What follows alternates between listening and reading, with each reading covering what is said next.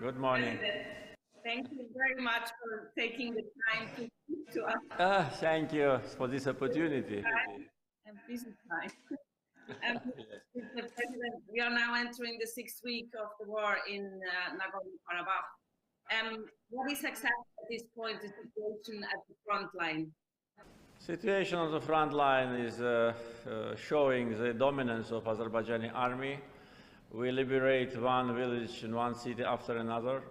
And during this time on the battlefield, Azerbaijan liberated large part of its territory, which was under occupation for almost 30 years.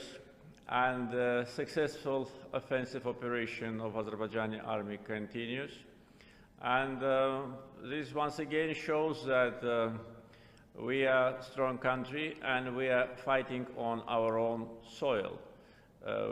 We restore international territorial integrity of Azerbaijan, and by the way, we implement the United Nations Security Council resolutions, which demanded withdrawal of Armenian troops from our territories, but were not implemented by Armenia for almost 30 years.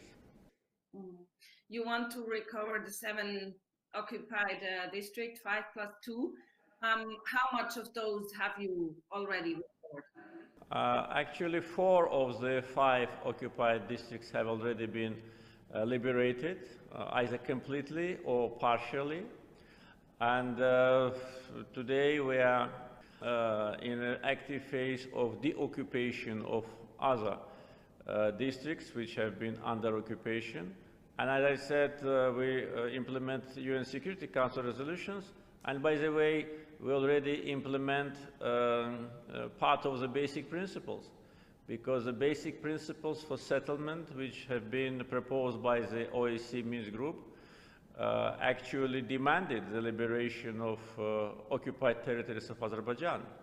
Unfortunately, Armenia was not willing to do it voluntarily, therefore we had to force them to do it. Both sides have agreed already to 3 humanitarian ceasefire, but none was helped for not even a few minutes. Why is it impossible to stop the war and sit down to talk? I think one of the reasons why these ceasefires didn't work was the attempt of Armenia to regain back the territories which have been already liberated by us. In other words, they wanted to occupy them again. Therefore, they tried to use the ceasefire, which, as you correctly mentioned, was announced on humanitarian grounds, in order to mobilize their resources and launch a new attack.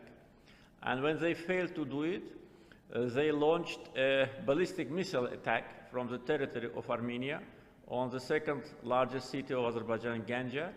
They did it twice, but first time on the 10th of October, right after the ceasefire was announced, and that caused the killings of 10 civilians, and tens have been wounded. So they brutally violated the first ceasefire. The second ceasefire also was violated by them in about 5 minutes after the announced time. And the third ceasefire they violated by attacking the peaceful city of Barda, where 21 people, civilians, were killed and 70 wounded. So all 3 times it was Armenian deliberate aggressive attack on us, and we had to respond, we had to defend ourselves. You said that you want a concrete calendar for the withdrawal of Armenian troops. Armenia said that it is willing to compromise but not to surrender or capitulate those territories. Are you willing to compromise too, and what does this compromise look like? First of all, our position has been already many times declared during this almost 40 days. On many occasions, I said that our task is to restore territorial integrity of Azerbaijan, return 1 million Azerbaijani refugees and internally displaced persons to their homelands, to the territories where they lived for centuries. And after that, to provide peaceful coexistence between Azerbaijani and Armenian community in that area. Our position is based on the common sense, on humanitarian grounds, and is supported by international community, so it's very clear. Armenia, when they talk about compromise, they do not say anything concrete. They talk only about self-determination, but self-determination is not a compromise on their side. They should be more accurate in their position because it's very ambiguous now.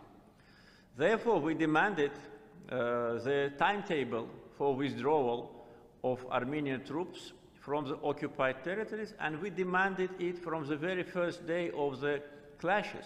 So if Armenia listened to us and behaved in a reasonable way, today we wouldn't have had a situation which we are now facing. The war would have stopped maybe a month ago.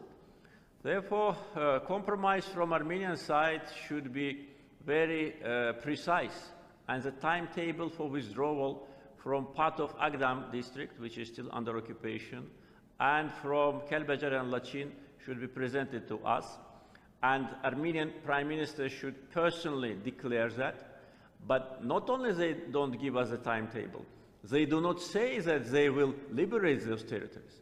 During all this time, since 27th of September, never Armenian military political leadership said anything about liberation of territories.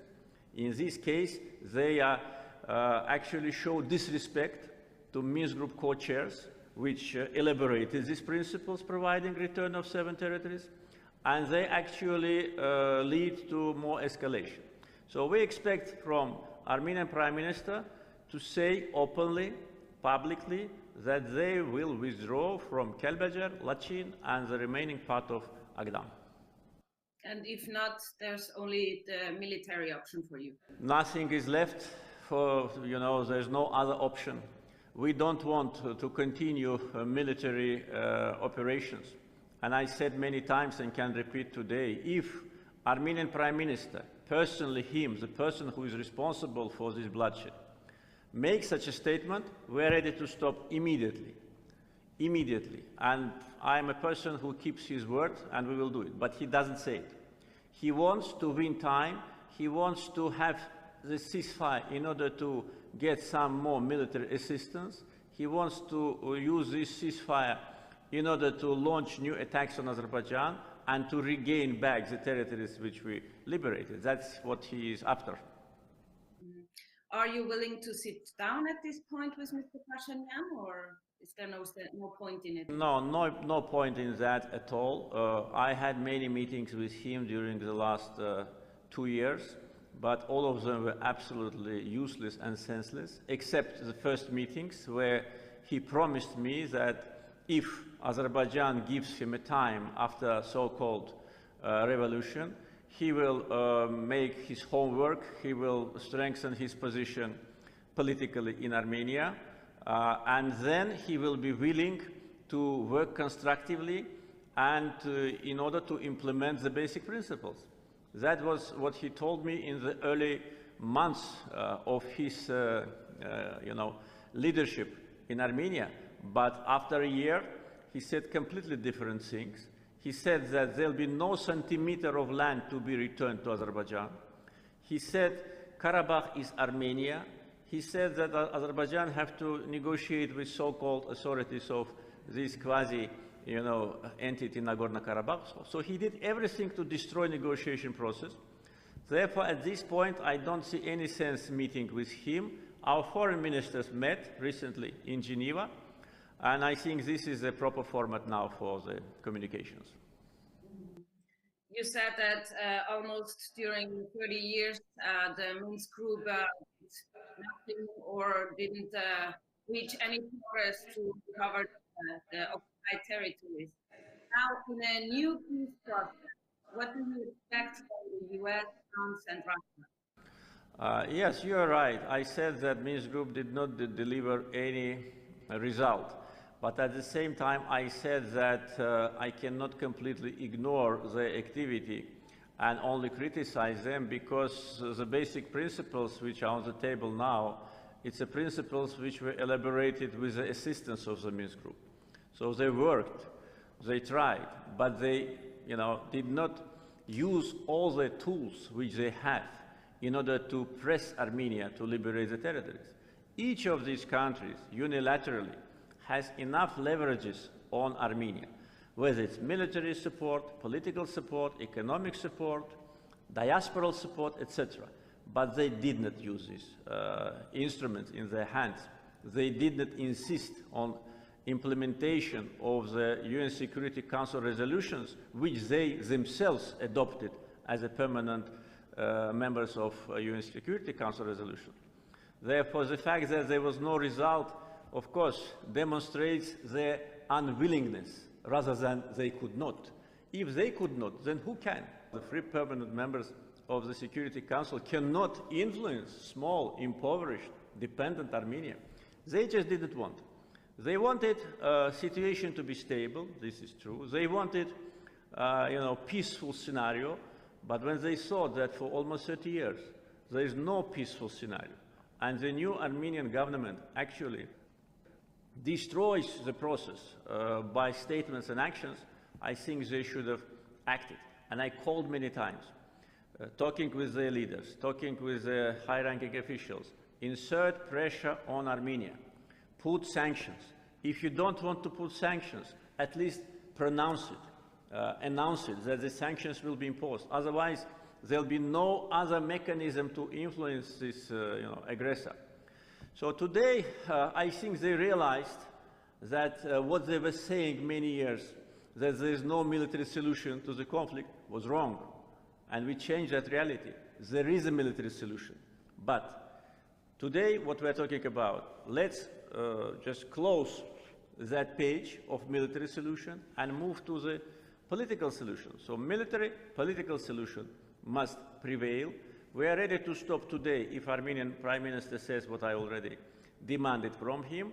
And peace process should be based now on implementation of the rest part of the basic principles, which partly have been already implemented. We need a precise timetable for Kelbajar, Lachin, and part of Agdam to be liberated. And then I think the peace will come to the region. Mm-hmm. I must also ask you about the statements of Amnesty International that both sides actually have used cluster bombs, and now you and also Yerevan is claiming that both sides have used phosphorus, white phosphorus, incendiary weapons against civilians. Do you use prohibited weapons under international convention? We do not use forbidden weapons. We have enough ammunition in order to restore our territorial integrity, first. Second, we do not attack civilians. We do not attack cities in Nagorno-Karabakh after 10th of October. Before, yes, we admitted, but that was because most of the military units and infrastructure of Armenian army was concentrated in the so-called capital of Nagorno-Karabakh, Khankendi. So we had to hit those important military objects in order to provide security for us and to make our operation more efficient. But after the humanitarian ceasefire was announced, and many times we announced that, we never hit any city or any village where people lived. What Armenia did, on the contrary, is they launched ballistic missiles from Armenian territory to Ganja, and it is proved. Though Armenian Prime Minister said it was not them, but it is ridiculous because ballistic missile launch is being monitored by the satellites. Everybody knows from where it was launched and what was the goal of that missile. It was deliberately hitting the civilian compounds in Ganja 2 times. They hit Barda 2 times with a very destructive Smerch missiles, and 21 person was killed and 70 wounded only by 1 attack. There have been many attacks. They attacked the funeral ceremony in Terter that is absolutely beyond any norms of human behavior. When people were burying the person who died, they hit the cemetery and 4 people were killed. And the cluster bombs which they used have been verified by international media and NGOs. And I'm sure that the first who reported about that were international media who visited that, and Amnesty International and Human Rights Watch. They just didn't have any other option rather than to acknowledge that. But the question is why they didn't come in the first place to Azerbaijan. Why they were only working on Armenian side. Only after international media, Western media, showed those cluster bombs which Armenians use, then these 2 NGOs confirmed that. It is good that they did, but frankly speaking, I cannot imagine how they could not confirm it, because when it's obvious. Russia said yesterday, Mr. Lavrov said yesterday, there are nearly 2,000 mercenaries battling or combating in Nagorno-Karabakh. What do you have to say regarding that? I answered many times to these accusations, these groundless accusations, and I frankly speaking regret that the high-ranking officials of the countries which are supposed to be neutral, which are supposed to be acting within their mandate, which was given to them by OSCE, use this unverified, groundless so-called information and rumors. So first. Second, we don't have any mercenaries. Many times I said about that. We don't need them. We have an army of 100,000 fighters. We can recruit several times more if we announce total mobilization, which we don't do, unlike what Armenia did. There is no evidence of any foreign fighters fighting on our side. No evidence during this time since more than 1 month. Not a single document, not a single proof was given to us, only statements. But then why they don't see what is happening on Armenian side? How many mercenaries are fighting on Armenian side? Why neither Russia nor France, which tried to accuse us, why didn't say anything about that? We have a list of people already eliminated with foreign passports, American, French, Canadian, Lebanese, from Iraq, from countries of the post-Soviet area, tens of them coming from Georgia. Yes, they are native Armenians, but it doesn't make any difference. If they're citizens of other country, they are considered to be acting there illegally. And so far, nothing was said about that, though we have proofs. We have passports in our hands. We have evidence, video. Nothing is said about that. So this is a selective approach which cannot be accepted by us. It is not in line with the mandate of mediators. I said many times, mediators must be neutral. If they take sides, it's up to them, but then they have to step down from mediation. Every country can have good or bad relations with any country. We understand there is a special feelings towards Armenians due to some reasons from some countries. But in national capacity, we don't mind. But if you're a mediator, please be neutral and stay away from accusations. If we start to accuse those who accuse us about mercenaries, about what they do in different parts of the world, it will be a long story, very long story. We don't do it. Therefore, we expect the same from our partners.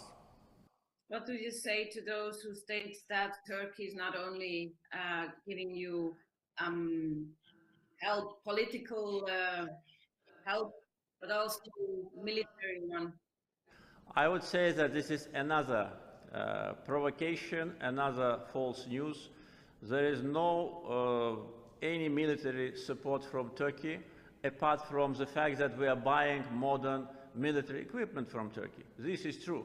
And this is a sophisticated, modern equipment that I think every army in the world would have envied, about.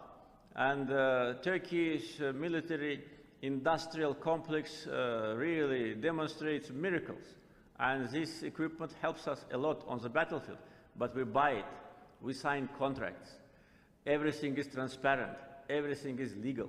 We buy weapons from other countries. Why nobody talks about how many weapons we bought from Russia? Only Turkey, because Turkey is now in the center of attacks from, unfortunately, different, European politicians. There are attempts to demonize Turkey. There are attempts to blackmail Turkey, to press it. This is absolutely unacceptable. Main weapons come from Russia. We buy weapons from other countries. Only Turkey is here. So this is first. Second, those who always keep saying that Turkey provides military support to us, why don't they say that Russia provides military support to Armenia? Mediator, Minsk Group co-chair. We have proofs in our hands. We delivered this information to Russian officials. How much weapons were delivered to Armenia during these 40 days? Why nobody talks about that? Let's talk about that. Let's be fair. Therefore, first, this is wrong. Second, we buy Turkish military equipment and we will continue to do it. And third, there should be no double standards about that. And those, by the way, who tell that Azerbaijan is military supported by Turkey, I think should refrain from these absurd accusations. Turkey has obviously interests in the region, as have also Iran and Russia. Armenia has asked Russia for the possibility to guarantee its security. Do you fear an internationalization of the war?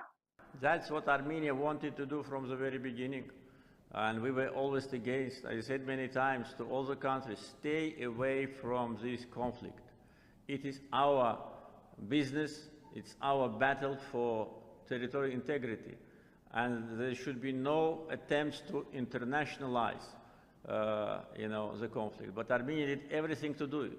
And the letter which Armenian Prime Minister sent to Russian President not only demonstrates that they already admit their defeat, that we beat them on the battlefield, it also shows that they want to internationalize the conflict. They want to drag Russia into a direct participation on the ground, which is absolutely unacceptable, and as far as I know, was rejected by Russia, and Russian foreign minister issued a statement about that. Maybe I'm not precisely correct in my words, but the sense was that the fight is taking place on the territory of Azerbaijan.